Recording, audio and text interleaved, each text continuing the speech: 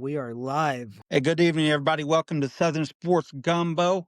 We're here tonight discussing all things relevant in Southeastern sports, namely college football. Tonight, we're going to talk about coaches on the hot seat and coaches who are being replaced. We'll start off with Virginia Tech's Brent Pry, who was on my hot seat last week, and he is out of a job today. Talking about candidates for replacing Pry coming into Virginia Tech.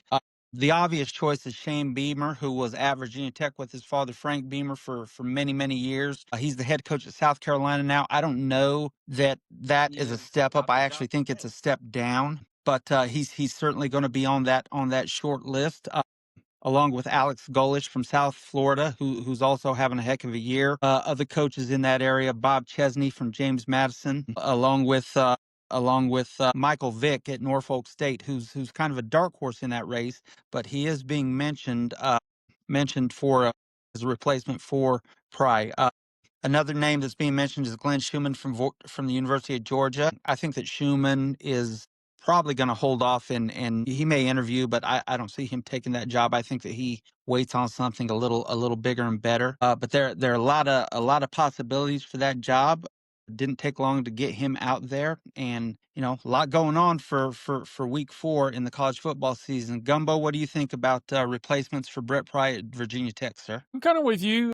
Of course, the sentimental choice would be Shane Beamer. Of course, he would have to survive his outbursts on the sidelines at South Carolina first. But I chuckled whenever somebody pointed out the rumor about Jimbo Fisher today. It was really kind of way out there. But then when you think about it, it's probably going to be a coach out of coaching or someone who has coached for a long time and is just not really on the way up as a trajectory. But I just don't know if that's the kind of job that would lure somebody with a young and up and coming coach. Kevin, what do you think about that? Yeah, I heard the Jimbo Fisher rumor today, and when I thought about it, I'm like, that's a good fit for the following reasons. Virginia Tech is down on talent. They're just, I mean, they're losing to teams very average. Old Dominion beats them, and when you look at Jimbo Fisher, he's recruited well. So I totally agree. I think it's going to be a Jimbo Fisher, Dana Holgerson type coach. Your young and up and coming coaches.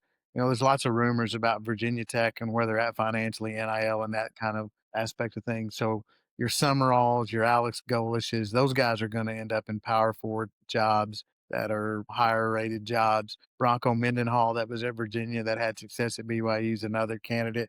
I think it'll be one of those guys that is coming back to make a name for himself. I really like the Fisher rumor just because he's very hungry. He wants back in. They kind of need each other. The way I look at it, Virginia Tech needs a good recruiter that can bring talent. Jimbo needs a job. D-Mac, what about you? Yeah, I would love a Jimbo Fisher higher up there. He's a West Virginia boy, so that would be cool for him to go a little closer to home. And I know he wants to get back into coaching. But yeah, I'm with you. Like if I'm Summerall or Golish, I would probably rather stay where I'm at in the group of 5 level than go to a Power 4 school like Virginia Tech right now. Yeah, I agree. At the end of the day, Kev, that Jimbo Fisher is a good call. And another name that you mentioned that I really didn't think about at all is Dana Holgerson, who is at West Virginia as well. He knows the lay of the land up there, knows recruiting, and has honestly been a pretty good coach in his different tenures at the schools he's been at. So I could see that being a hire as well, and it wouldn't be a bad hire. But Fisher, with his ability to recruit and bring talent in, along with the need that Virginia Tech has to they really are down on talent. I think that's a good call. We'll see what happens. I don't know how quickly this gets resolved, but in the meantime, those are some great names that we threw up, fellas. DMAC, what do you think about Deshaun Foster and his ouster at UCLA? Yeah, I mean they were struggling big time, early on, 0-3 to start the season. He's only what 15, 16 games in as the head coach there. It's a little bit different. UCLA has a little bit more money than Virginia Tech. I would think that depending on how Tulane goes, I know Summerall's not on that list right now, but if I'm the AD there, he and Golish are 2 calls I'm making. As far as hot young coaches go, Yeah, I don't really see any great candidates for that job outside, like poaching a Power 4 coach to come over. What do you think, Brian? Well, I don't have particular names for that job opening. I have questions, and my questions are, this is a school rich in tradition. I'm sure it's a school that has enough money to compete on a top 25 level. So what exactly is the issue? What's going on? Is the administration not supporting the athletic department? Is there just a disconnect between the coaching staff and the administration? I don't know. There's something there that's a little weird to me in that they're probably the worst Power 4 school through 3 weeks that I've seen in a long time. It's just they're awful. Kevin, your opinion on this? They're a really bad football team. There's no inspiration on that team at all. They're not playing a bit inspired. They got Nico, and that's the biggest thing that you know about them. It's a tough job because there's going to be a total rebuild here. They did have some talent last year. You know, when they went into the Big Ten, there were rumors again of where they were at financially, and it wasn't a good place. And basically, they had to make the move. USC made the move for the recognition, but UCLA had to come along for the financial aspect of things. That's saying that they're in the Big Ten now. That should cure some of the financial woes. But it's going to be a pretty big rebuild. Some names that you hear, whether these are legit or not, and it's early. Could that be a step where Dan Mullen wants to go back to a Power 4 job? Dave Aranda's a West Coast guy, originally. Is Dave Aranda want something besides Baylor? Does he want to jump into the Big Ten? That would certainly be jumping into the deep pond, though, to rebuild UCLA. DeAnton Lynn is an interesting name for me. USC's defensive coordinator, who's really highly thought of. Spent 2 years there so far. That he's in his third year, and everybody, he came from the NFL, so people think highly of him, and that to me is an interesting name. If they go for a young guy that's a coordinator, so I think that one there's a lot to be learned on that one. I think it'll be a lot of weeks before we see names emerge, but that's just some early names. And again, I say that I wouldn't put any one of them in the job yet. I have no idea. What about you, D-Mac? Yeah, I pretty much the same thing. I think, with Virginia Tech and UCLA making changes so early, it really puts pressure on, a team like Florida that, hey, you've got to kind of know what you're doing either during the season or right after regular season ends. Because the last thing you want to do is draw this out until, end of January, early February, move on from your coach. And now you've got two schools for sure who have made hires, probably the two other schools where those coaches came from. And you don't want to be scraping the bottom of the barrel and end up in the same position in, 20 more games where you're at now. And there's a few other teams, Cincinnati could potentially be a school that makes a move. So there's a few schools that have those situations where now the pressure's on them. Do you make a move if you're, 1-5 after 6 games this year and just cut your losses for the season? Florida's got 3 co-defensive coordinators. Surely they can give one of them the interim tag for the remainder of the season. What do you think, Sweets? I've never heard of a coaching situation, but hey, more power to them. Listen, there going to be more Power 5 jobs that are available at the end of the year. UCLA and Virginia Tech just happen to be the first two. I think UCLA is the better job, obviously, because of the recruiting and everything. I mean, the Los Angeles area in itself, Southern California, can support a few P4 football teams with the talent there alone. So from a talent and an area standpoint, I think that UCLA is a better job. However, Virginia Tech is steeped in tradition. Frank Beamer did a heck of a job there for a long time, played for a national championship, and they've been ranked, in the rankings for the better part of 35, 40 years. So, both those jobs are jobs that, can be something special with the right coach. I just don't know at UCLA who they jump in on. I think that they're gonna stick with the interim for a while And I think that you'll start to hear more, late October, early November. I don't think there are any splash hires in September just because, I think all their biggest candidates are still coaching other teams right now. Nobody's going to take that job right now. So we can move. Wait, go ahead there, D-Mac. Yeah, no, I was gonna actually, you can lead us into team of the week with your team of the week here. So I'm going to go with the Miami Hurricanes. They're off to a good start to their season.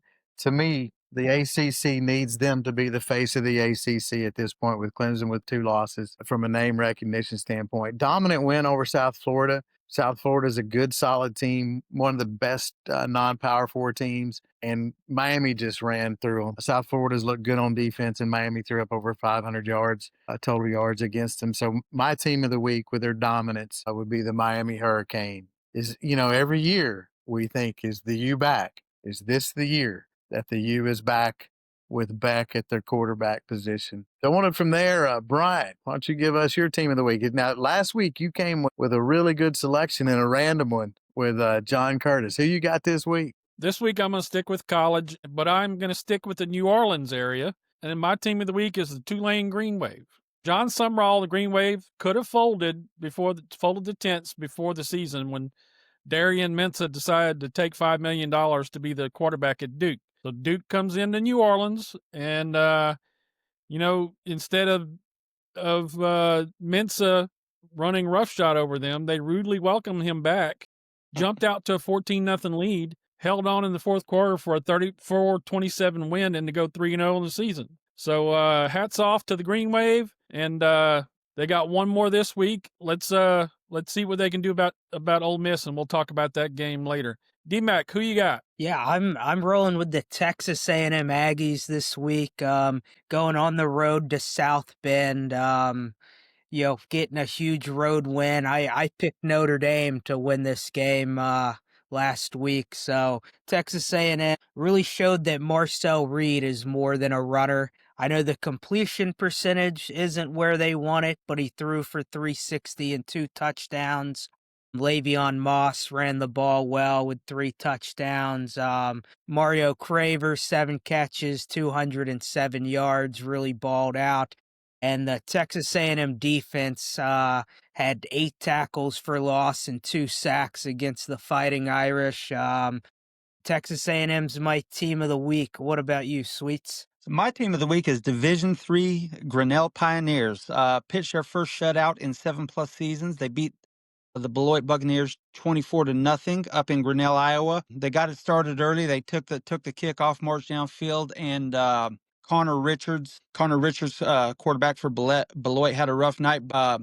We had a couple of touchdowns for running back Sam Eaton, as well as 1 touchdown by running back Lucky Carton. Yes, you heard that right, Lucky Carton. And they were able to hold on and win 24-0. I was at the game, great game to watch, 90+ degrees, so it was like they were playing in the Southeastern Conference, as hot as it was up there. But they were able to move the ball effectively. They had just under 200 yards rushing and did a great job defensively. As I said, they pitched a shutout, held Beloit to 0 for 12 on 3rd down conversions. So my team of the week is the Grinnell Pioneers. Good job, boys. Who you got, Kip? Team of the week, obviously was Miami there, but I'm glad you threw it back to me, because before I go into my player of the week, I want to give a thumbs down to one team this week, and that is to the Oklahoma Sooners. They had a chance to take their support group. They played Temple last week, one of the great cities in the U.S., Philadelphia, especially from a history standpoint. You can go see the Liberty Bell where the Constitution was formed, Constitutional Hall, a chance to take students to a place where they can really have an experience and a great college memory. And instead, they didn't take their band. They decided to rent a band, and they went to the St. Joe's, the hometown Philadelphia, for the St. Joe's band to come play for them at the Temple game. I mean, look, if you're a Power 4 school and you supposedly have all this money, you got to be better than that. That being said, it was probably easy for St. Joe's to step in and play. I mean, you really only have to know one song, and that's Boomer Sooner, which in fact, though, if you go down this path, that was a song that was actually stolen from Yale back in 1905 and the song was Boola Boola, and they changed it to Boomer Sooner. So, kind of a typical Oklahoma move, I guess you would say. And when you also consider, the Sooner is a land thief, so they kind of borrow things, and so they just borrowed the band and went to there. That's my useless information tip of the night. Thumbs down to Oklahoma. Take your students, take your support group. Those guys work hard during the year. They put in a lot of time. They deserved a good trip. All right, from there, player of the week. Let's go to Ahmad Hardy for the Missouri Tigers. 250 yards rushing against Louisiana. He's off to a great start. 462 yards on the year. One of the leading rushers in the country. Great game, and he's really stepping up. When Missouri is good under Drinkowitz, they have a good running game. Right now, at this point, it really looks like Hardy and Missouri have got that running game rolling. So, Brian, what do you got for us for Player of the Week? My player of the week is in Oxford, Mississippi. I'm going with Trinidad Chambliss, who came in before the year as a transfer from Ferris State, a Division II school, and was the backup quarterback, did not win the starting job. Austin Simmons won the starting job. Simmons is hurt. Chambliss is in, and what does he do against Arkansas? 21 of 29 for 353 yards passing and a touchdown, rushed for 62 more yards and 2 more touchdowns, and led them to a victory. So my assessment is Brutus the Bulldog over at Ferris State says, well done, young man. D-Mac, who is your player of the week? Yeah, I'm staying here in Baton Rouge with this one, going with Deshaun Spears from LSU.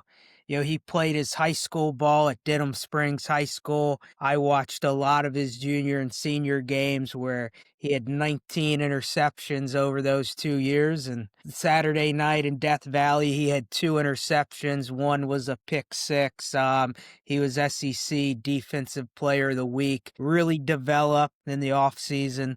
Came in ready to compete, and now he's getting some playing time, and he's not looking back. So shout out to him.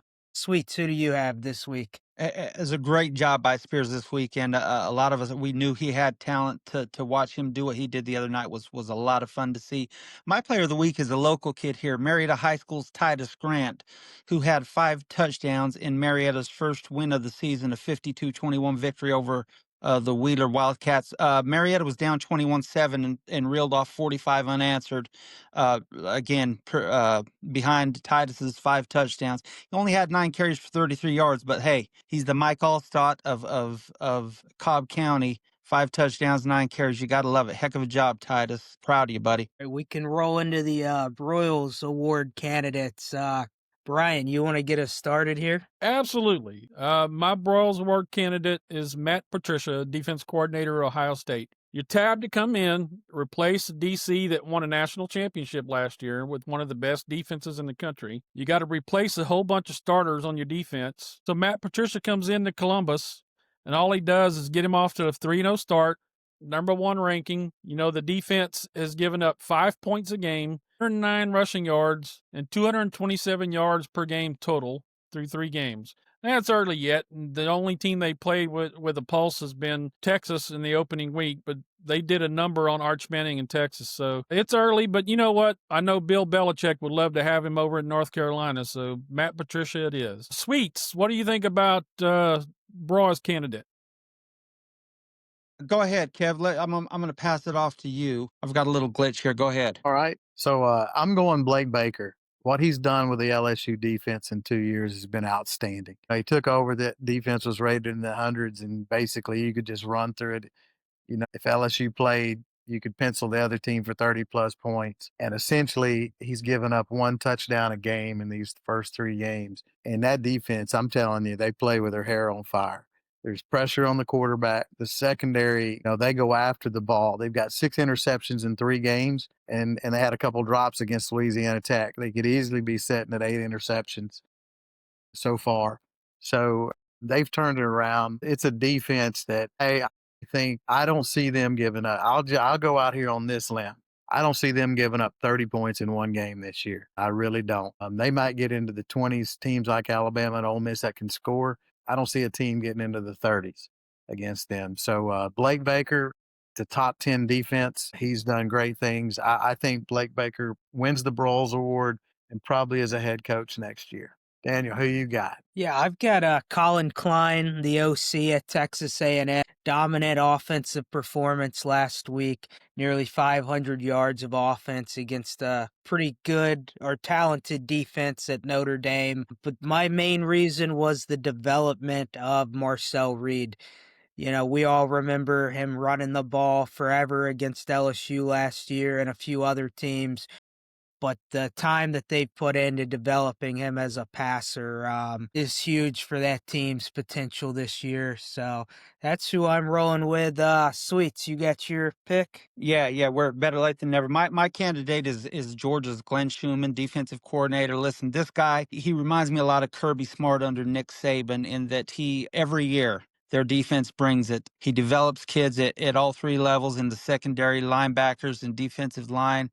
And I think Georgia's, the Philadelphia Eagles are, the Georgia Bulldogs senior. They got a Super Bowl and they've got about what, 7 or 8 guys on that defense there. So he knows what he's doing. He knows how to develop players, and more importantly, he can hold teams to enough points where the offense can turn it around and win games for him. Now, they didn't have the best defensive game against Tennessee this weekend, but they did enough to win the game. And at the end of the day, that's all you do. And I think that Schumann is going to be a big candidate this year. And if he doesn't take a job this year, in years to come for a lot of P4 coaching jobs. So Glenn Schumann is my guy. Where are we going next? So let's roll into some of the non-SEC big games. We'll get started with Brian. You've got Syracuse and Clemson this week. I'm going to start this week with a quote from Dabo Swinney's press conference today. If they want me gone, if they're tired of winning, they can send me on my way because that's all we've done is win. We won this league 8 out of the last 10 years. Dabo was a little spicy today, and who can blame him after getting off to a 1-2 start? And they were supposed to be 3-0 and challenging for a playoff spot this year. Well, it's week 4 now, and I think that Clemson is at an inflection point with their administration, with their fans, because if this is it, if they lose to the Orange this week and get off to a 1-3 start, they're out. They're done. They're cooked. So this is a must win, and you hate to say it's a must win in September, but it is this early. So take a look at a few things here. Coming into the season, we thought we would be talking about Cade Klubnik, say that 3 times real quick, entering this game, but the actual quarterback who we should talk about is Steve Angeli, who's started off with 1,072 yards in 3 games for Syracuse. He's averaging 300 yards a game, thrown 8 touchdown passes and only 2 picks. And by the way, should he be injured, do you guys know who would enter the game as the backup quarterback for Syracuse? Yeah, None Ricky other Collins. than Ricky Collins, who's probably still wearing his LSU socks under his cleats there. So in comparison, Klubnik has only thrown for 633 yards in 3 games with only 3 touchdown passes, 3 interceptions. Terrible. And he was billed as a Heisman candidate. So Clemson is home, which is not a big whoop compared to how they're playing, but it should be a boost for them to play in front of the home folks, especially after dropping a tough loss at Georgia Tech last week. So my surmise is Clemson will get off the schneid. They'll win 30-26 in a very close, very competitive game. So I'm going to swing this over to DMAC and see what you think about this game. Yeah, I think this is going to be a good first half game. Yeah, you were talking about Steve Angeli, the Notre Dame transfer. He has thrown touchdown passes to 6 different guys this year. So they've got plenty of weapons out wide. But this is a game that, quite frankly, Clemson just has to take care of business here. If they're 1 after this week, Dabo's only going to get a little more angry as the season goes on. So I think they're going to have to attack the run game. Syracuse has been giving up about 165 yards a game on the ground. So use the run game to open up the pass. And I actually think Clemson's going to win pretty largely in this one, to make a statement and try and get this season back on track here. What about you, Kevin? Yeah, so Brian, I really like how you led into that one because I think that's the key to this game. I think Dabo showing that fire and that energy is exactly what this Clemson team needs. He talked about the 2016 team also this week and how they got off to a slow start and won the national championship. Don't think that's going to happen for them, but I think this team's going to put it together. They got a lot of games on their schedule they're going to win. Georgia Tech's a good team. You know, people talk about that game, but I'm that's just they lost to a good team on the road. Those things happen. I think it's a close first half, 7 point game. I think they pull away in the second half. I like Clemson along the lines of 31-17, somewhere in that game, that range, 31-14 maybe, in a game that they control and they look better and they play with more fire and energy, and Dabo will show some emotion at the end of the game. Weeds, what about you? What do you think about Clemson and Syracuse? I agree. I think that Clemson's backs against the wall here. I think that Clemson's a winning program. Dabo's right. They've won a lot of games under him as the head coach.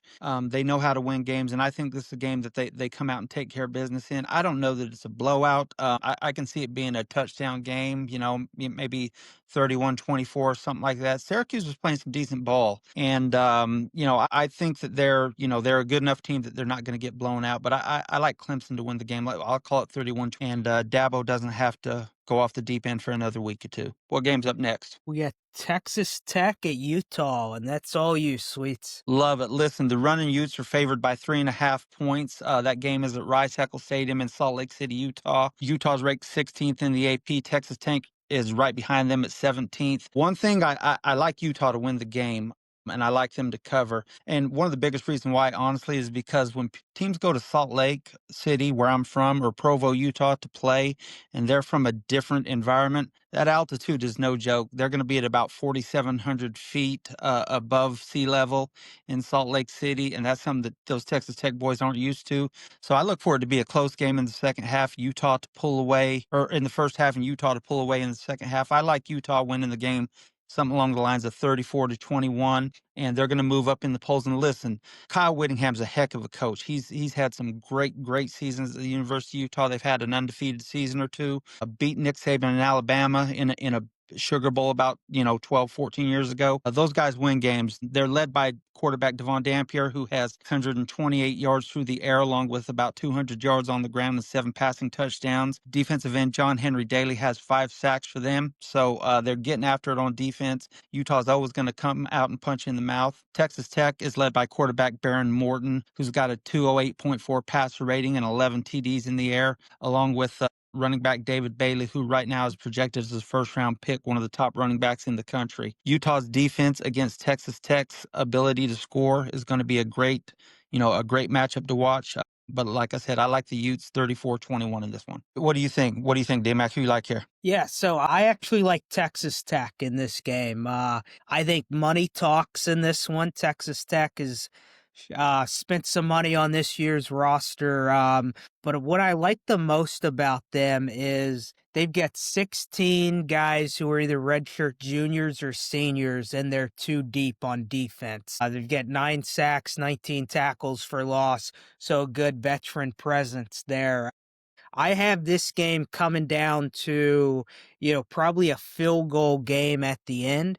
And for that reason, Utah is 2 for 5 in field goals this year. Their special teams has not been good. So I'm rolling with the Texas Tech Red Raiders 31, Utah 28. What do you think, Kevin?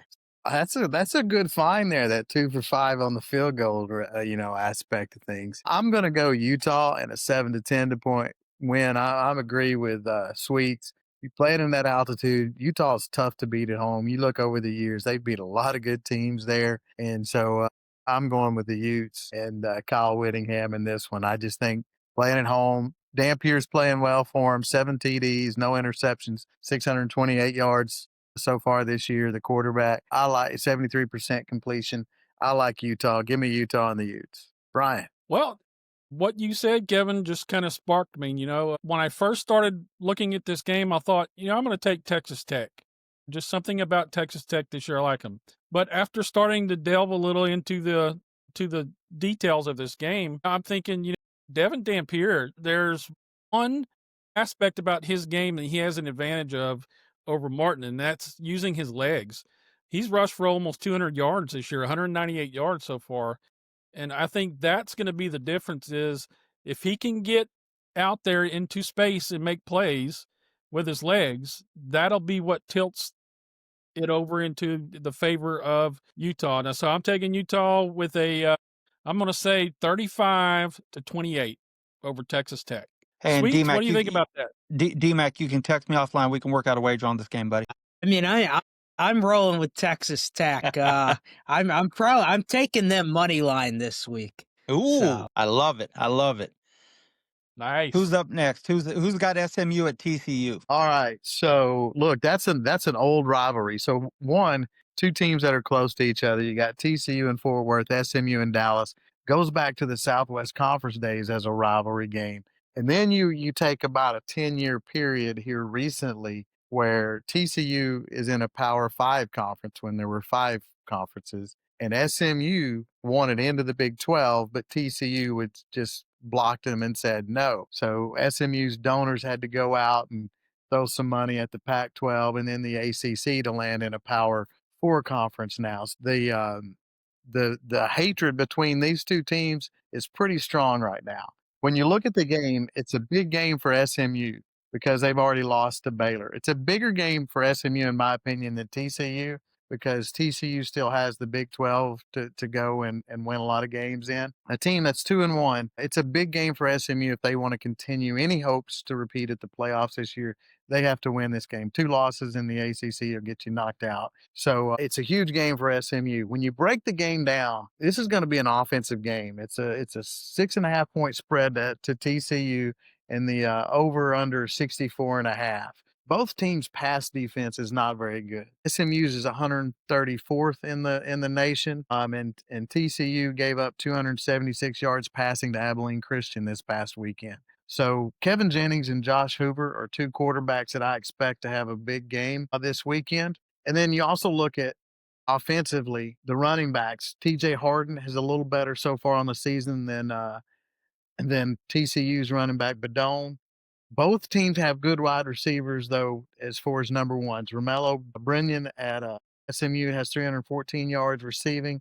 Jordan Dwyer has 225 for TCU. So I expect both teams to move the ball offensively through the air. Here's the things that concern me from SMU's standpoint. They've got 6 turnovers through 3 games. Jennings has 3 interceptions. TCU's done a better job of protecting the ball. Then also penalties. TCU has averaged about 5 penalties a game and 50 yards in their first 2 games. They did have a bye week. And in 3 games, SMU has got 26 penalties, so almost 9 penalties a game. So almost twice as many penalties a game as TCU and 90 yards a game. So I think when you look at the fundamental side of this, even though SMU's run defense has been very good, when you look at the fundamental side of this, the turnovers, the penalties, and the way that both teams are playing, I got to go TCU. Josh Hoover's been really good, 73% of his passes, completion so far through the air. And that SMU pass defense not performing very well. TCU averaging 323 yards passing a game. I'm going to go TCU. This is going to be a shootout, though. Both teams are going to score a lot. It's going to go up and down the field. I'm going to go 41-38 TCU in the end. Brian, what do you got on this one? All right. SMU likes to pressure the quarterback. SMU tackle well in space. SMU has a great passing game. Everything sets up for SMU to win the battle of the Metroplex. That's why I'm going with TCU to win 28-21. And I'm passing that over to DMAC. What do you think, man? yeah, so I'm rolling with TCU in this one. This is likely the final iron skillet game for a while. If I'm Sonny Dykes, I've still got a sour taste in my mouth, losing by 24 last year. So I think Hoover's going to have a good game. I think SMU's going to turn the ball over a few times. And back to my special teams point, we thought Utah was bad at kicking field goals. SMU is 1 for 5 this year, with misses ranging from 38 yards all the way up into the 50s. So I think TCU wins this game pretty handedly, 38-17 in this one for TCU. What about you, Sweets? I like TCU big here. I'm going like 49-28, 49-24, something like that. Listen, TCU can score, but the thing that nobody's really mentioned is their defense. They've they've got 15 tackles for loss and 6 sacks through 2 games. So they're getting after the quarterback, and they're doing that with their front 7. So I think that TCU is just too much defensively for SMU, and I think it's going to be a blowout for TCU. I like TCU big here. Who's covering Purdue at Notre Dame? I've got Purdue and Notre Dame this week. Notre Dame has won 9 straight in this matchup. Purdue is not very good, just got dominated by USC, gave up almost 180 yards on the ground. Their offensive line has allowed 6 sacks. They threw 3 interceptions last week against USC. So Notre Dame has got to figure things out. Sitting at 0-2 right now. Don't really have any huge games on the schedule. So they almost need to run the table to have a chance at getting in the playoff. So starting on offense, Jeremiah Love has got to get rolling. He did finish with 94 yards against Texas A&M. With how bad the run defense is at Purdue, he needs to go for 120, 130. And then at quarterback, CJ Carr, the freshman, he's shown some really good flashes, but they've had to depend on him too much too early this year against 2 good teams. So they've got to use that run game to take some of the pressure off of him so that he can just focus on playing football. And you go over to the Notre Dame defense. Marcus Freeman, defensive-minded coach, and they have been atrocious. I think it's a matter of time until Freeman takes play calling from Chris Ash. They've only gotten 1 sack this year through 2 games. So, my biggest question is, has it been a play calling issue or an execution issue? I'm going to go with a little bit of both. They need to get going fast on both offense and defense this week. They really need to start getting style points here in week 3. They need to score a lot of points and hold Purdue to a little. So I think the line on this game is like 26.5 or something. Yeah, 26.5. So I have Notre Dame winning this game 45-7. Kevin, what do you think? Yeah, I'm not going to spend a lot of time on this one. I think Notre Dame comes in. They've lost 2 tough games, 4 points and 2 losses. So I think they're going to play angry. They're going to play with urgency. I like CJ Carr as a young guy, and so Notre Dame's going to win this one big, 45-7. And what you Yeah. got? Well, fact of the matter is Purdue is unranked. If you go back to last year's playoff, Notre Dame lost its last 3 games against highly ranked teams, really good teams. So I think going into this game at 0-2, they circle the wagons, so to say. And I think what's going to happen is they're finally going to get the run game going, and they're going to have to get the run game going if they want to compete later on, and if they want to make a repeat performance in the playoffs. So I'm thinking they'll get the run game going. They'll rush for about 300 in this game, and I think they'll win it by, let's say, 3 touchdowns. I'm going to say 41-20. So I think Notre Dame calls their shot here. This is a game that obviously they have to win.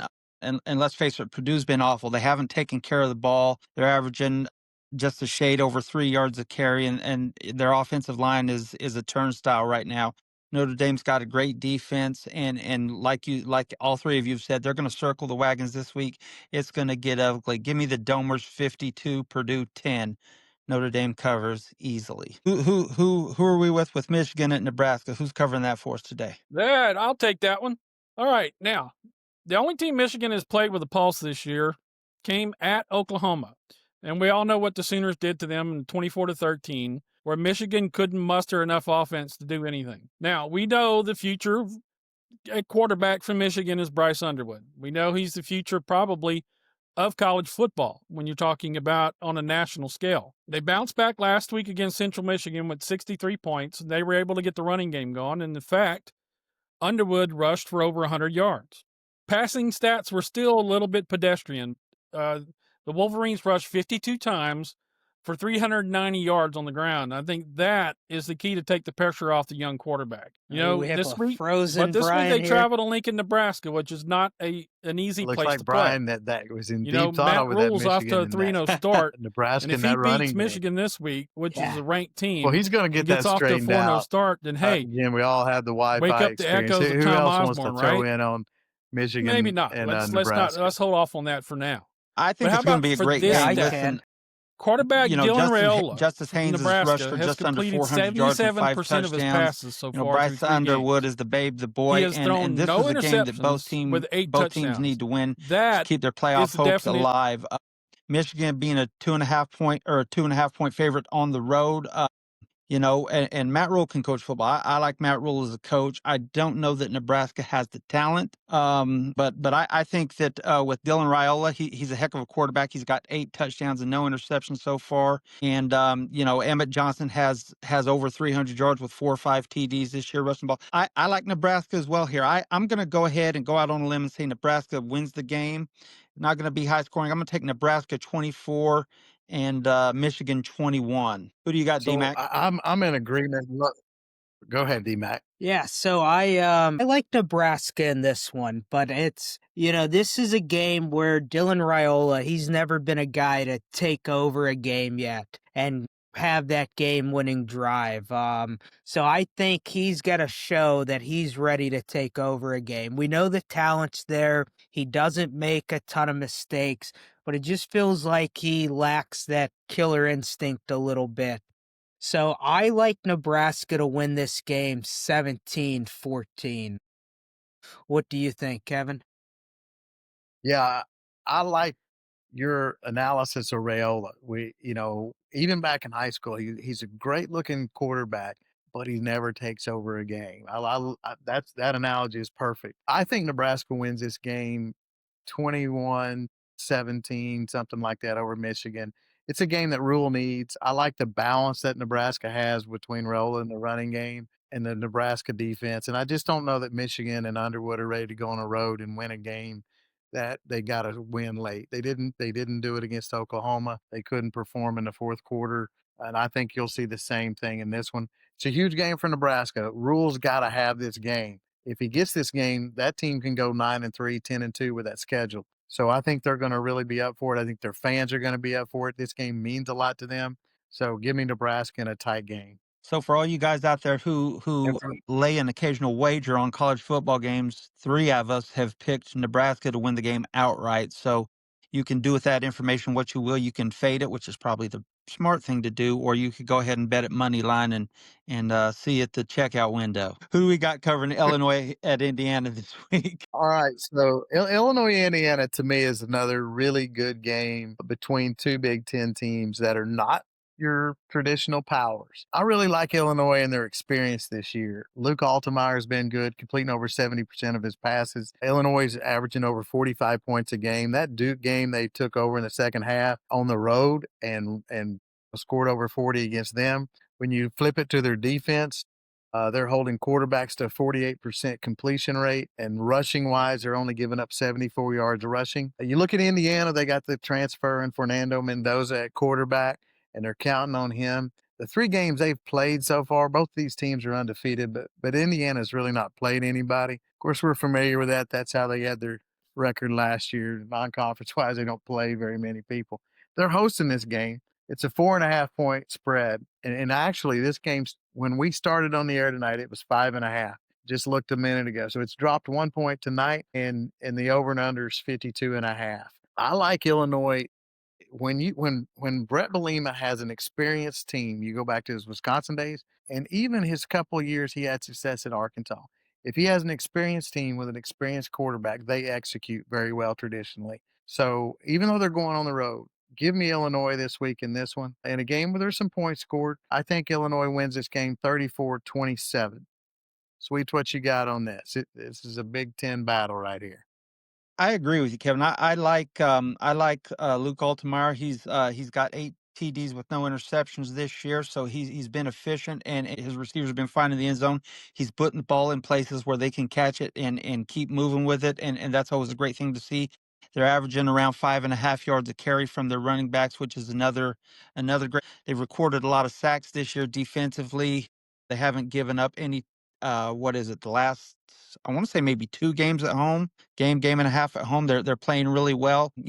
Listen, Indiana offensively with Fernando Mendoza, he's been on fire. He's around 70-75% completion rate. I want to say he's around 8-10 TDs with no picks as well. So they've got it going as well. But at the end of the day, Kev, I think you're right. I think Bilema, when he has experience, this guy, he gets the most out of him. And I think this is a game that Illinois, who has hopes for the college playoff this year, I think this is one that they have to do it. I think they go into Indiana and get the win. Give me Illinois 27-24 in a barn burner. What do you got, D-Mac? Yeah, so I like Illinois in this one, but one thing they can't do is not play offense for the first half like they have the last 2 games. They're scoring 16, 18 more points a game in the second half than they are the first half. So they're going to need to get that offense going to work a little sooner this week. I'm a fan of Brett Bielema. I think his teams are always well coached, play fundamentally sound football.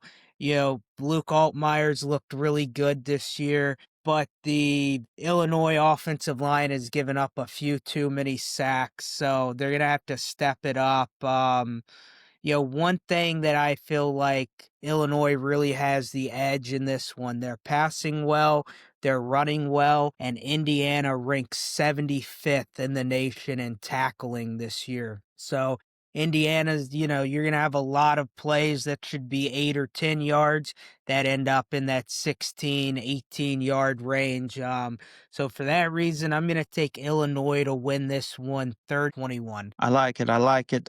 Next, we go to So Arizona at Baylor. Are you covering that one, Kev? That one's that's D-Mac. Tear it up, D-Mac. so, I'm gonna start off with Arizona State in this one. Baylor's a 1.5-point favorite. Arizona State's 2-1 with a loss to Mississippi State in week 2. The passing game has been bad for Arizona State, only completing about 58% of their passes. But on the flip side of that, their run game's pretty good at 6 yards a carry. Their defense, though, another story. The defensive backs were atrocious against Mississippi State a couple weeks ago. I think all 3 of us could have been throwing touchdown passes against their DBs in week 2. They do have a linebacker in Jordan Crook who's got 24 tackles and 2 sacks. So they've got a few bright spots now with Baylor. They won a shootout against SMU, close loss in week 1 to Auburn. Sawyer Robertson's got over 1,000 passing yards this year with 10 touchdowns. Bryson Washington, the running back, looks good with over 300 yards and 4 touchdowns. Their defense, they were in a shootout with SMU, so defense is struggling a little bit. But this is a big game for both of these teams in the Big 12. Neither of them have a conference loss, both losses to SEC teams. So they've got a chance to, win one in league and stay on track to compete for the Big 12. However, though, with Baylor being a 1.5-point favorite, I think they're going to win this by 2 scores. I've got Baylor 45, Arizona State 31, just because Sawyer Robertson's going to feast on those defensive backs at Arizona State this week. What do you think, Sweets? I agree with you. I like the Fighting Dave Arandas to win the game in this one. I think that their defense is going to step up this week. Finally, they don't have to tackle Cam Scadaboo this week, so that's always a plus. And like you had said, offensively, Arizona State just hasn't been as good as they should be right now. Levitt hasn't had a good year, while Sawyer Robertson, on the other hand, is having a heck of a year here. So I'm going to be short and sweet here. I like Baylor to win this game. I like it 38-27 Baylor. What do you got, Kev? Yeah, I think this is going to be a lot like Baylor and SMU. I think both these teams have good quarterbacks, good offenses. Levitt's not played as well so far, but the talent's there, and he was outstanding last year. I think it's going to be 41-34 game. I'm going to go with Baylor, but it's not going to surprise me. if Arizona State won. If you just want to, this is like Arkansas and Ole Miss last week. If you want an entertaining game to watch, watch Baylor and Arizona State. But give me Baylor to win it at home. So that takes us to Michigan State and USC, Sweets. What do you got on that game? All right, so both teams are 3-0 coming in this game. Michigan State is traveling literally cross country to the Los Angeles area to play USC, and UCLA, or USC, beg pardon, is ranked 25th right now. Haven't been ranked for a long time, so good for them. College football is better when USC is playing good ball and is a ranked team. Most people think that USA should win, or USC should win this game handily, and I agree with them. I just don't think the Spartans have the talent. They've been dominant against crummy competition this year. They beat Western Michigan, Boston College, and Youngstown State by a combined 110 to 70ish, something like that. So they've handled their business, but now they're going to play a team with a pulse.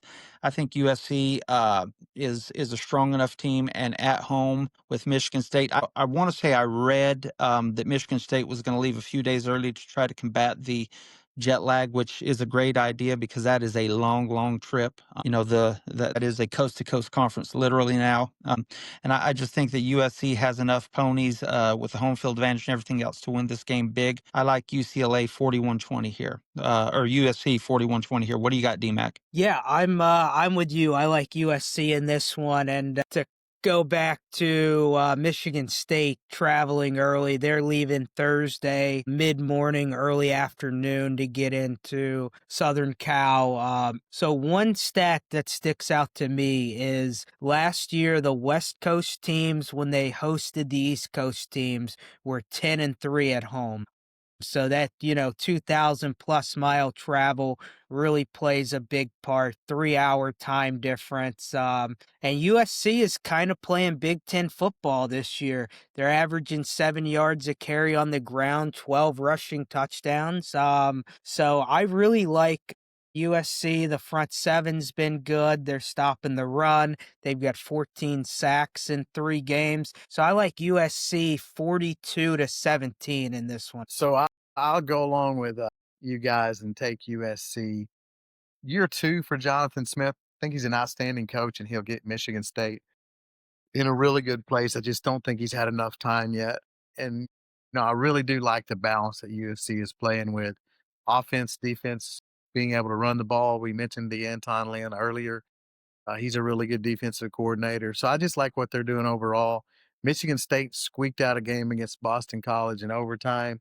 That was at home. Going on the road. Give me USC in this game, 3rd-17. Nice, and that takes us into some SEC games. These are not going to be our top of the tier SEC games that we start with, and we've got 4 teams on bye: Bama, Georgia, Kentucky, and A&M.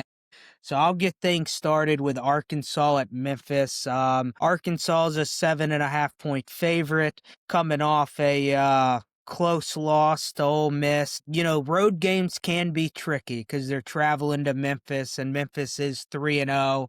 But Taylor Green's been good this year, nearly 900 yards passing, 11 touchdowns to 2 interceptions.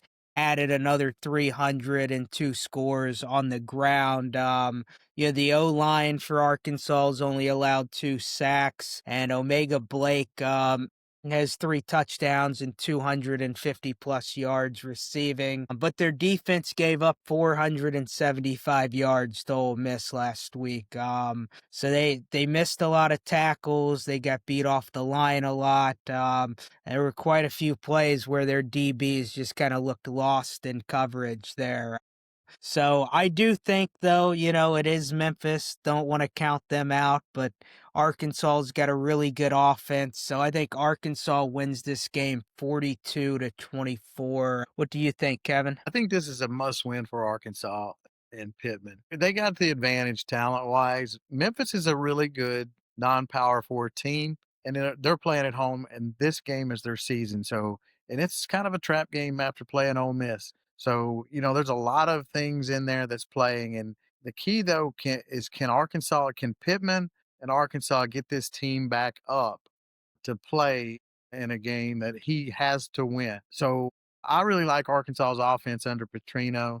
Their defense is struggling. I do like their young defensive coordinator. But right now, that's Let me just get to the point. I think Arkansas is going to win the game 34-24. I'll also say this. If they don't win this game, I'm not going to be surprised if Pittman is out and Petrino's the interim coach at the end of this game and they try to salvage something this year. So I'll say that for this game. Arkansas to win.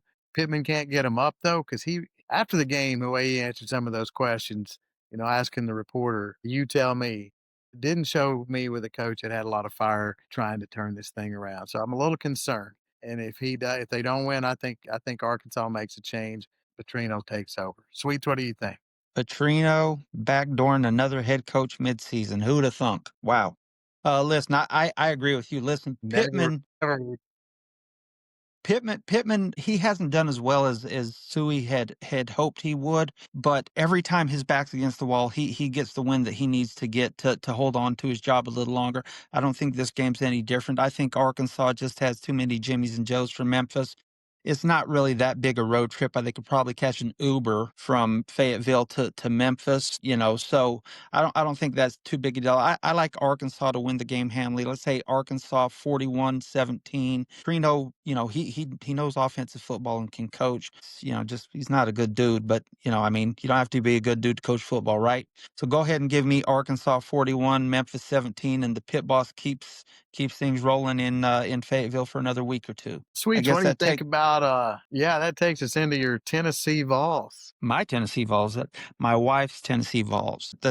Get that straight. Don't Well, get me in you trouble got to here. claim them too. If your wife So listen, I had Tennessee beating Georgia last week, and for all intents and purposes, they won that game. You got to be able to convert a 42-yard field goal to win a game. Tennessee didn't do that, but Heupel's got his back against the wall this night. And now Tennessee knows that they have to score style points to maintain hopes for the college football playoff.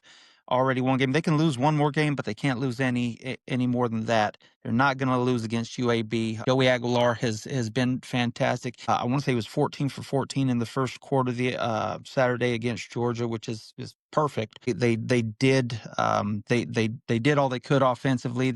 They gave it away at the end, and that's where Tennessee needs to tighten up at the end of the day, is on the defensive side of the ball. They do have a strong defensive staff. It kind of surprised me that Georgia was able to score as much as they did. Sometimes you get in those shootouts and you just stuff happens.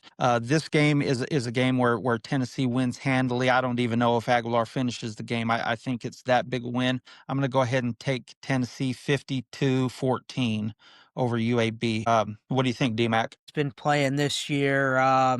They're running the ball pretty efficiently. They were down their top two corners last week against Georgia. I think Ricky Gibson's expected to come back, so that'll give him one piece back. But Trent Dilfer's on the hot seat at UAB. I don't know if he gets fired for losing this game because it's expected. I'm going to roll with Tennessee 59, UAB 13. I just think Heupel's going to have his ready to play in this one. What do you think, Kevin? Yeah, I think Tennessee's got to get some style points. I love what they're doing. Aguilar's been really good, much better than we anticipated. Give me Tennessee 62, UAB 10. And you mentioned it. I don't think Dilfer loses his job in this one, but it's certainly going to leave enough of a mark that he's not going to make it the whole season. Tennessee big, Dilfer's seat gets turned up even more. That takes us to Mississippi State and Northern Illinois, D-Mac. Look, D-Mac, Mississippi State's playing. Oh, Mississippi State's looking good. I picked them.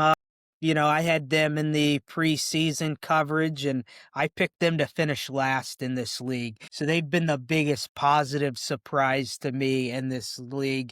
Big win against Arizona State. Week 3, they blow Alcorn State out 63. Then I said they were going to come out sluggish, and we had guys on our TikTok calling me out for that one.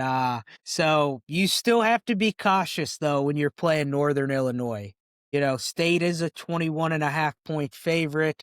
Blake Shapen's looked overall pretty good. He's been efficient, 6 touchdowns, 2 interceptions. Running back room has been good with 9 touchdowns. O-line hasn't been bad, only allowed 4 sacks through 3 games. And then you've got the duo at wide receiver and Anthony Evans III and Brennan Thompson, 32 catches for 487 yards and 5 touchdowns. And their defense has been stout against the pass game, only allowing 124 yards a game, throw in 15 tackles for loss and 4 sacks.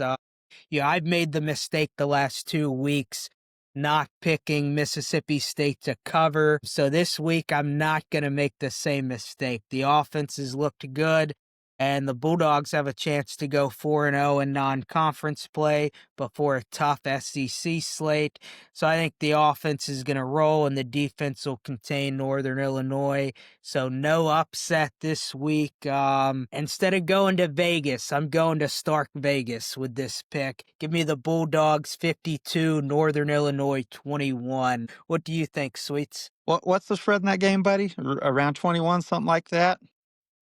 Is that what it was? 21.5. 21 and a half. Listen, Mississippi Yeah. State's going to win the game. They're going to go 4-0 for the first time in Lord knows how long. And you're not the only one who picked Mississippi State to be at the bottom of the conference, buddy. I think most prognosticators did. Not that we're prognosticators, but I think that Mississippi State has done everything asked of them so far this year. They're scoring in bunches, which nobody saw happening, including the 3 of us. And I think that they keep the ball rolling. Northern Illinois, though, ask Notre Dame. They'll step up and punch you in the mouth. So I like Mississippi State to win the game. I don't think they cover. I'm going to go Mississippi State 41, Northern Illinois 24. The Bulldogs win comfortably, but don't cover. Who you got, Kev? Yeah, so I like Mississippi State in this one. I think their offense keeps rolling. Mississippi State 49, Northern Illinois 17. Northern Illinois might eke out the cover. I wouldn't want to play the game against the spread. But, look, I'm excited for the Mississippi State fans. There's not a more loyal group. This team can start out 4-0, and Jeff Levy's a good coach. So I'm excited to see the turnaround that none of us expected there. So Mississippi State, let me roll with them. That takes us to Georgia State and Vanderbilt. This is kind of a revenge game for Vanderbilt. Georgia State upset them last year, but I don't think that they do the same this year. I think that Vanderbilt, they're undefeated. A huge win over South Carolina. There's no telling how much Logan Patterson knocking Lenore Sellers out of the game, how big an effect that had on it at the end of the day. It certainly didn't help South Carolina. But listen, Vanderbilt's playing ball. Pavi is delivering both through the air and with his feet. Barkley, his teams always play tough. They usually lack the Jimmies and Joes, but they always play sound football. And they're on the cusp of being ranked last year. I think that Vanderbilt wins this game handily.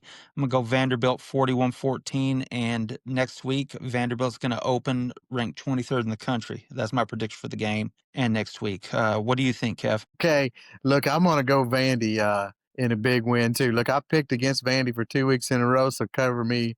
I'm not playing against Pavia. I'm gonna tell you that right now. He's killing me. So Vandy 42-7 over Georgia State. Pavia keeps rolling. Throw his name in that Heisman hunt. D-Mac, what you think? Yeah, the Vandy defense has looked good too. They've got 8 sacks, 23 tackles for loss. You guys hit it perfectly on the offensive side of the ball. Vandy wins this one 48, Georgia State 13. Yeah, I wonder who's going to take Pavia's mom out after this win. Let him keep playing forever. Some people want him to do that in college, even though he says this is his last year. So that takes us to LSU and Southeastern. Look, LSU, they really need their offense to step up and have a good game. They play Ole Miss next week. They don't need it just from a stat standpoint, but their confidence level. They need a good game execution-wise offensively. I think we probably see some different things in practice and how they approach this game this week. The rumors out there, from a standpoint of some changes that might be made in the offense. I'm not going to get into that. But I do think you'll see the changes that happen this week in practice and better execution. The torso possible injury that Nuss might have, we're looking at that's in the 5th, 6th week. So I think he'll come out and play well. I like LSU 62, and I'm going with that shutout again. I called it 2 weeks ago, and freaking Louisiana Tech scores a touchdown in the last few minutes to ruin that one. Baker still wants his shutout. He's going to get it this week. LSU 62, Southeastern 0. Sweets, what you got? Well, I know Brian's having some bad weather, so there Sweets is back at it. Sweets, what you think on LSU and Southeastern? We're all And kind of experiencing a little weather tonight. Yeah, Kev, I agree with you. Listen, this is a game where LSU has got to score some points. Okay, we're averaging what, around 3 touchdowns a game. And at the beginning of the year, all the talk was about LSU's offensive firepower. Everybody questioned the offensive line, and that's fair enough. But LSU just hasn't looked good so far offensively this year. And this is a game where, like you said, they need to score a lot of points. The confidence need to show through here. The oblique strain for Nussmeier, obviously, it's, you see him throwing off his back foot a lot. It doesn't look like he really wants to step into throws that much. And, my oblique is constantly strained because I'm 55 and fat. But I can't imagine, trying to throw a football with an oblique strain like the kid has. I'd like to see that LSU go ahead and sit him this week, or maybe play him just for a quarter too. Let Van Buren and Hurley have this one. We shouldn't have much trouble with Southeastern here. And I'm going to throw something else out there. We have co-offensive coordinators, or at least that's what they're labeled, with Joe Sloan and Cortez Hankton. And most people agree that, or seem to think that, a part of LSU's offensive woes is because of Sloan's play calling. I'm somebody who subscribes to that theory. And I'd be okay with this week with Cortez Hankton getting an opportunity to call some plays, because listen, Sloan just hasn't done it through 16 games last year, 13 last year, and 3 this year. I just don't see it. So I'd like to see a lot of the younger guys getting an opportunity here, as well as Hankton getting his shot at maybe calling some plays and seeing if we can't dial something up. What do you think about that, DMAC? Yeah, I think, this game, it's the first game back after the Florida game, and I think LSU can confidently say DBU is back right now.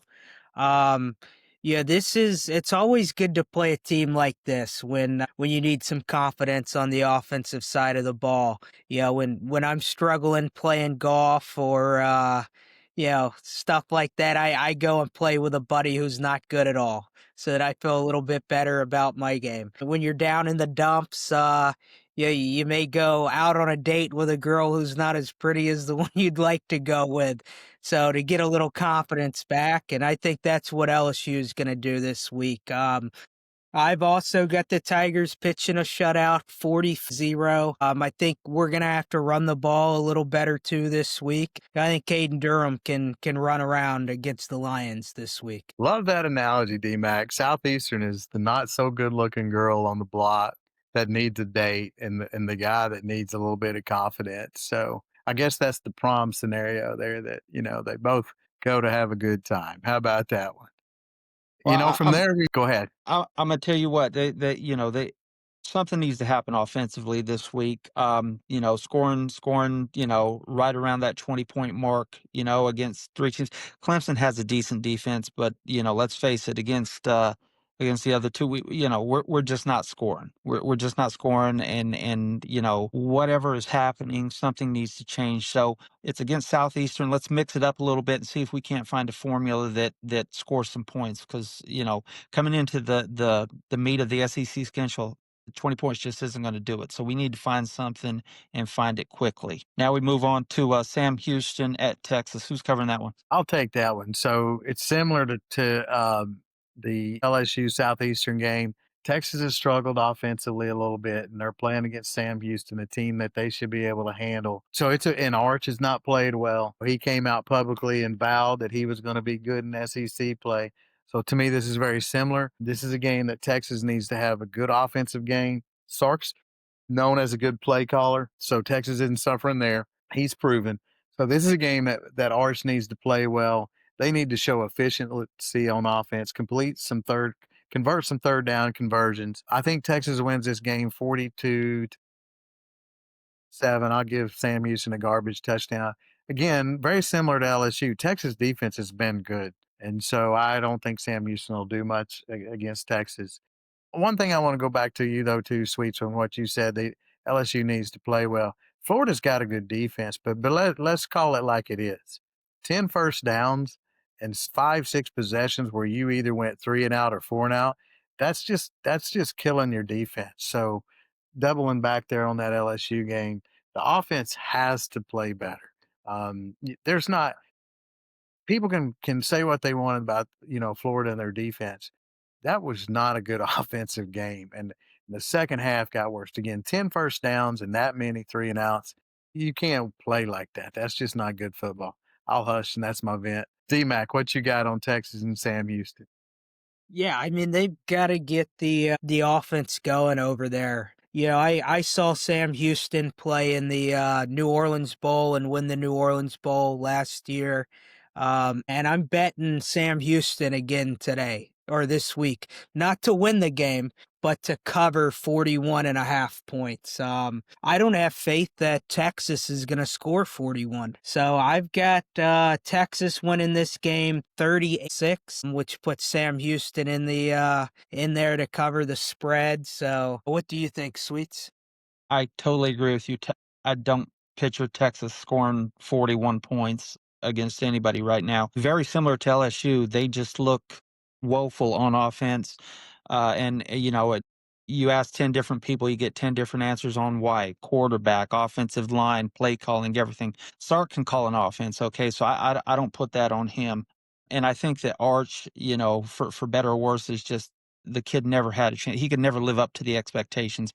I think he's going to end up being a decent enough quarterback. But this week against Sam Houston, they're not scoring 42 points. I like Texas to win. I think 35-14, 35-17. So Sam Houston covers. And Texas looks a little better this week, though. They look a little better. And I think like SSU, I think we're kind of on that same offensive trajectory where the fans need to see something before they buy in. So I like Texas to win the game. I don't think they cover. That takes us into some top matchups in the SEC this week, and we'll start that out. Sweet, you got a good game here. Ole Miss and Tulane. It's an interesting game. Tulane's playing pretty well. What you got? Big win over Duke last week and their former quarterback Mensa. You got to love that for Tulane, and I know that Summerall and everybody in New Orleans is really celebrating that win. So good for them.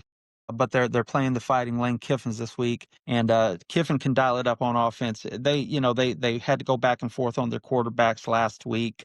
Simmons, I've as of today, I've read a few different articles. One said that he was out for sure. One said that he was questionable. So who knows what they're going to get there. At the end of the day, I think being at home and with the Jimmies and Joes, I think they're just a little too much for Tulane.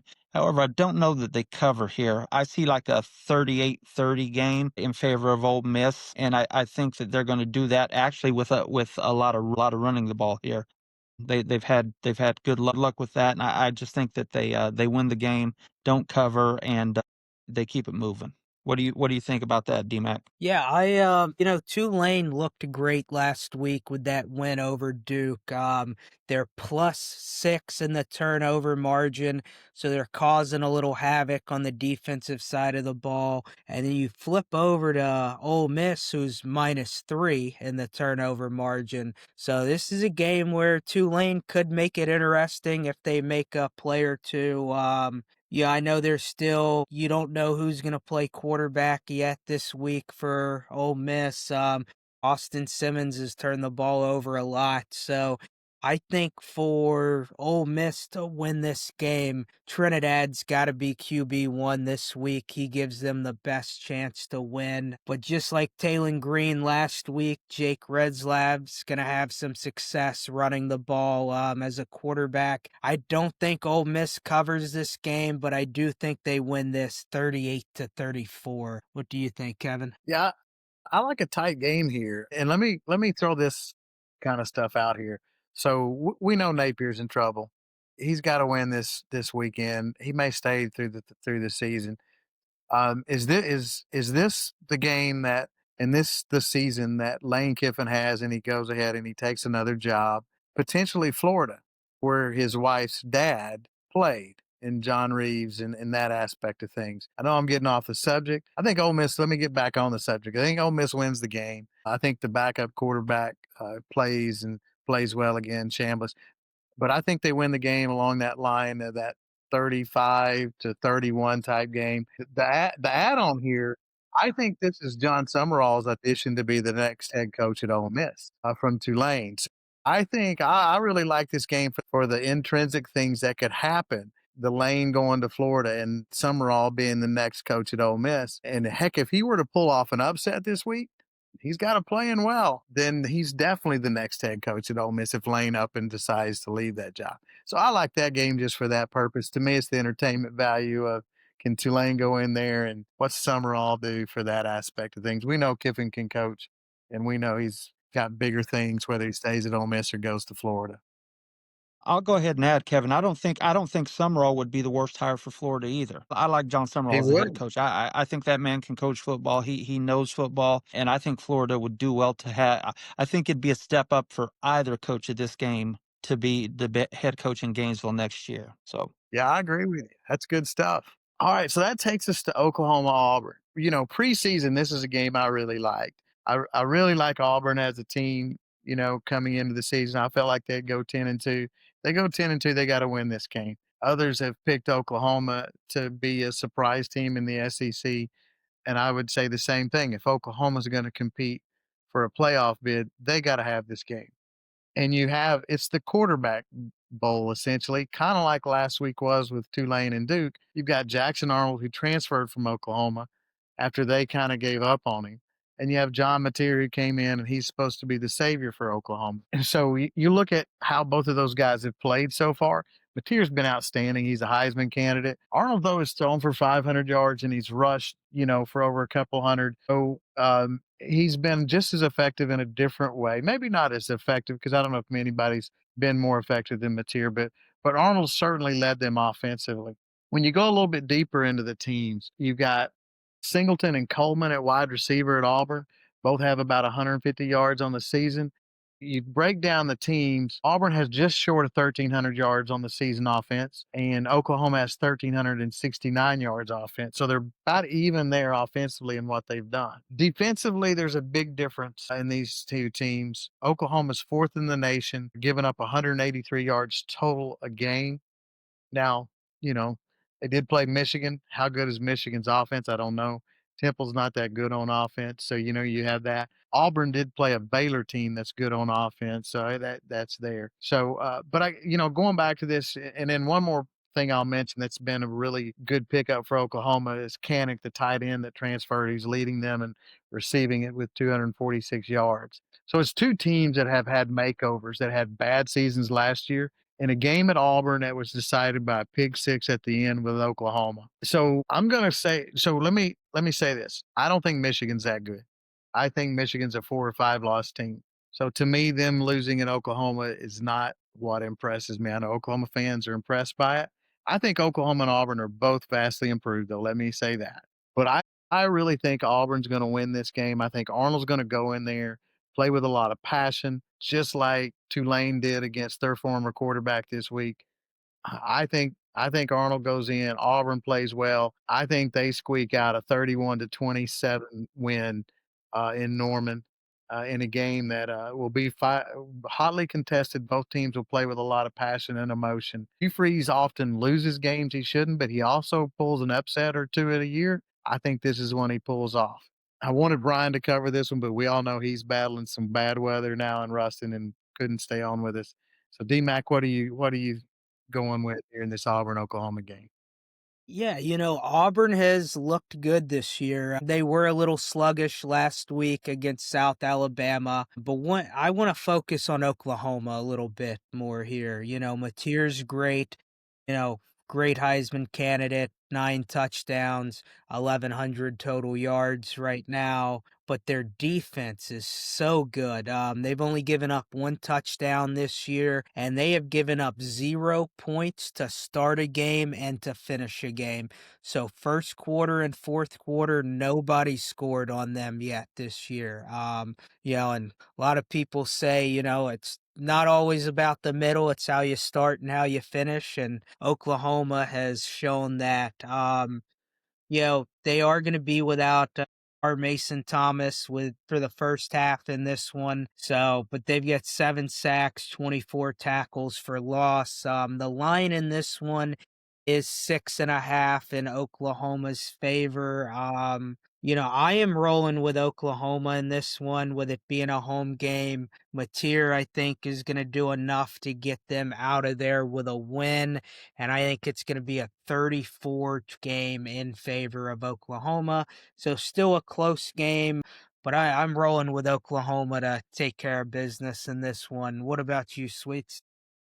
I'm with you, D-Mac. I think Oklahoma wins the game. I'll start off. I think Oklahoma wins 31. My reasoning for that is I think Oklahoma's defense at the end of the day is just better than Auburn's offense. I think that Venables is a better defensive guy than Freeze is an offensive guy, and I think Mateer is a better quarterback than Arnold. That being said, Kev, you're absolutely right. Freeze always, won a game or two every year that nobody thought he'd win. He used to do so well against Nick Saban when he was at Ole Miss, and those teams back then. However, he also loses a few games that he shouldn't everywhere. Ask a lot of people about that. At the end of the day, again, I think Mateer is just too much for them. I think Oklahoma's defense shuts Auburn down, and I like Oklahoma by double digits here. All right, that brings us to South Carolina and Missouri. Who wants that game? Yeah, I can take it. South Carolina traveling to Missouri this week. Mizzou is a 13.5 point favorite. South Carolina just had a blowout loss to Vanderbilt. Lenore Sellers exited the game with a concussion. The big question is, will he play this week? The offensive line for South Carolina has allowed 8 sacks through 3 games, only 5 touchdowns on offense, and they're only converting on about 30% of third downs. So at some point, when are they going to not have to depend on Vicari Swain to keep returning punts back for them to win a game? Their defense has been solid. 16 tackles for loss, 7 sacks. Dylan Stewart's got 4.5 tackles for loss. And we flip over to Missouri. 52 points a game. Bo Prabula, 76% completion percentage, 7 passing touchdowns, 3 rushing touchdowns.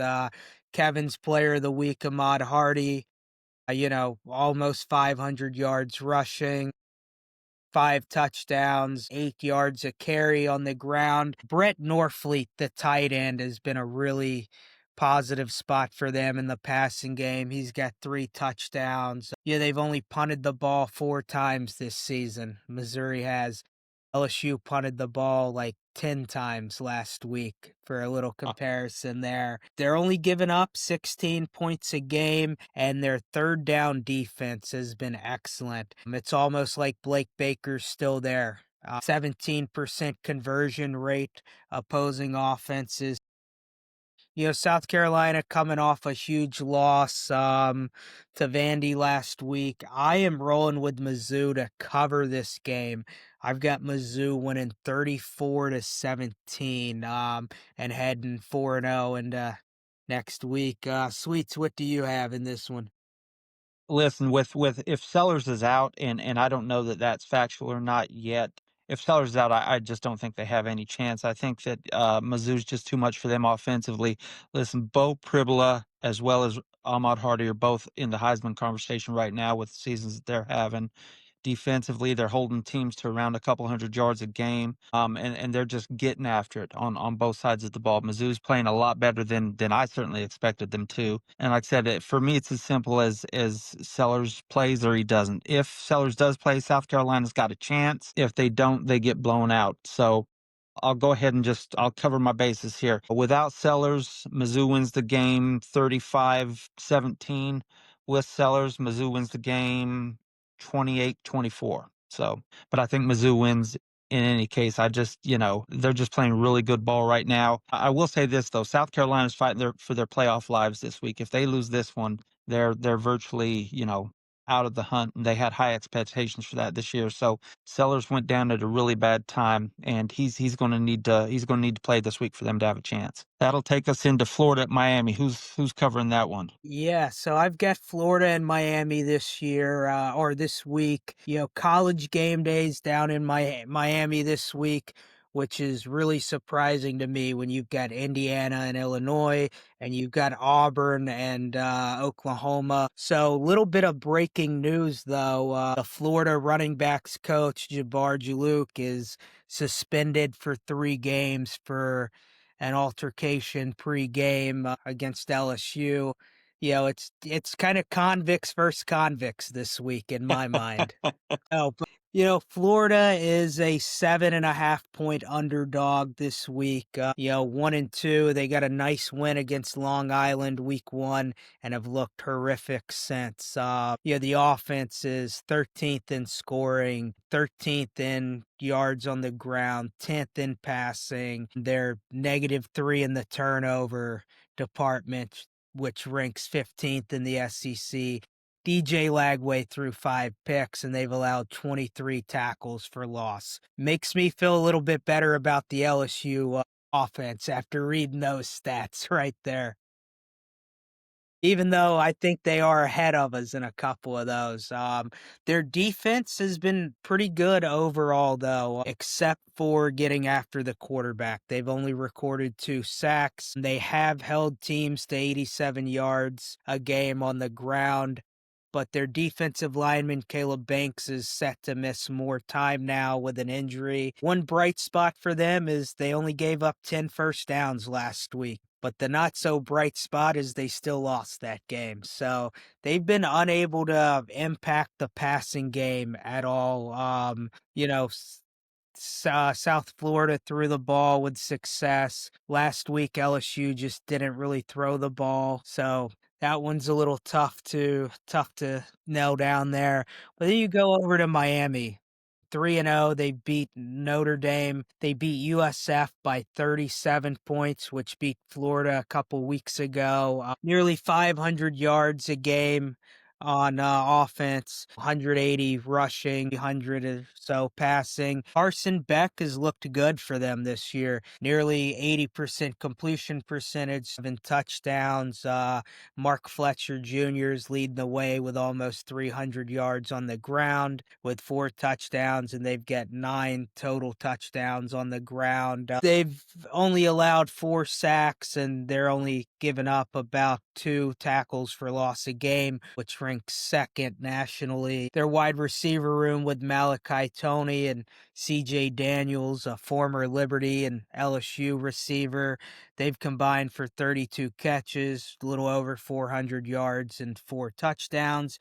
And you go over to the defense at Miami, 19 tackles for loss. They're only allowing about 75 rushing yards a game, so they play fast, and they're going to create some havoc this week. Florida has been terrible.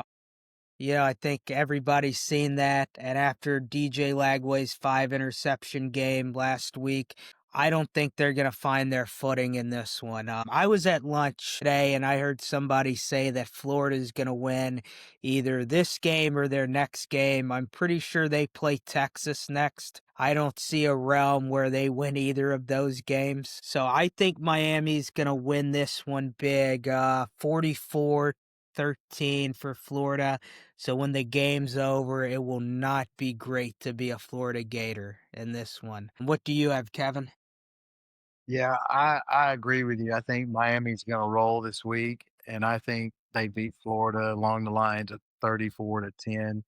Florida's going to continue to struggle on offense. Their defense might keep Miami out of the 40s, but Miami's gonna win. I think this is a game that it may just kind of bring that, it may all fall apart this weekend for Napier in Florida. I look for this game. It's so you can redshirt after 4 games. We know Lagway's had some struggles physically, and they rested him a lot during the spring. They rested him a lot during the fall. I think he probably decides to go ahead and do what he needs to do health wise after this game when Miami beats them. And, what does that do for Napier? Whether it's the end of the season or this week, we know where this is headed. So Miami big, and Lagway does what he needs to do to get healthy, bringing on Sweets, ex quarterback that he used to root for in Georgia high school football, Harrison Bailey, to lead Florida after that. So that's my prediction and rolling on some things. Sweet, what you think?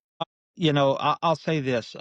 while on paper Miami looks, I mean, the game is 7.5, which is kind of a little funky because you'd think that Miami, as good as they've looked and as bad as Florida looked, it would be a lot bigger. So that tells me something that, Vegas doesn't have a lot of faith in Miami. Cristobal's he always loses a game or two that he shouldn't lose. He did it at Oregon. He's done it at Miami. Is this a game that he keeps Billy employed? Napier was on the hot seat for the second half of the year last year, and he just kept winning games that nobody thought he had any chance of winning, and kept it going. I don't think that Florida's going to win the game, but I think that Florida's going to give their best effort against Miami. I think it's going to be a close game. I'm going to go ahead and take Miami 24-17. And Florida's going to put up a fight. They've got a decent defense. They've got a lot of talent. Florida does. Napier can recruit. Okay, he just can't coach and call plays. So, I think Miami wins the game. I don't think they cover, and I think Florida puts up a good fight. I like Miami by a touchdown. Nice. Well, that covers all of our games this week. We go live every Tuesday at 6:30.